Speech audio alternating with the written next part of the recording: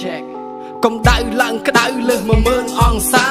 ភៀចំហាយចេញក្រៅក្តៅលើសពីធម្មតាកុំហឹងប្រមោផ្ដុំជាអតិបរមាបង្កើននៅធម៌ពោវាយបកវិញមិនខ្លាចរអាហើយចង់រាប់អានមិត្តឬក៏ចង់រាប់អានសត្រូវហើយរើសយកឲ្យហើយតួនអញនៅបើកផ្លូវអញនឹងស្វាគមន៍បើសិនជាចង់បានសត្រូវអញ្ចឹងយើងនឹងប្រយុទ្ធត្រៀមខ្លួនឲ្យហើយទៅអញនឹងស្វាគមន៍បើសិនជាចង់បានសត្រូវអញ្ចឹងយើងនឹងប្រយុទ្ធត្រៀមខ្លួនឲ្យហើយទៅ bitch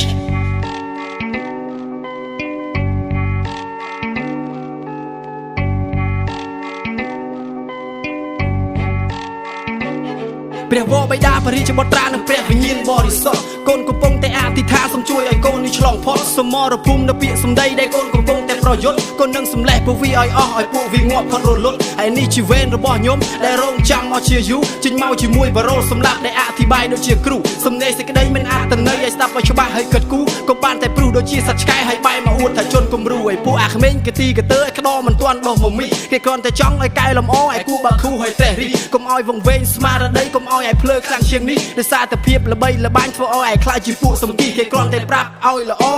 តែពួកវាវិញនិយាយប៉ភ្លើស៊ីបងក្តោវាមិនយល់តម្លៃចេះតែស្គរប្រគូឲ្យគិតមើលឲ្យចង់ឈប់ឬចង់បន្ត bitch អញថាចង់នៅឲ្យស្ងៀមហើយមិនចង់បង្កចំនួនប៉ុន្តែពួកវាវិញធ្វើដូចជាជ្រុលហួរនិយាយមិនចេះគិតមិនស្គាល់ពាក្យថាទៀបខ្ពស់ប្រយ័ត្នអញទ្រាំមិនបានអញមិនទុកជីវិតឲ្យរស់គំនិតអកតេសំដីវិញគ្មានវិយាតសុំមករស់អញឲ្យមករស់ហើយចង់បានប្រមាណទៀតឬក៏ចង់បានឆ្អឹងយកទៅដាក់ក្នុងធាតុ